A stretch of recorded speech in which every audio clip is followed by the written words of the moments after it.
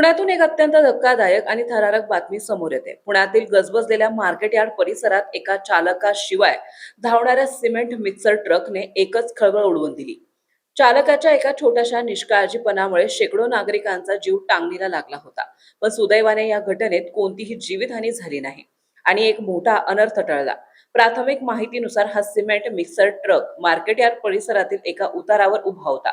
मात्र चालकाने गाडी पार्क करताना हँडब्रेक लावण्यास निष्काळजीपणा केला.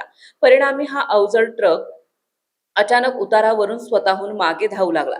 चालकाशिवाय हा ट्रक वेगाने रस्त्यावरून जात असताना तिथे उपस्थित असलेले पादचारी आणि वाहन चालकांमध्ये एकच घबराट पसरली.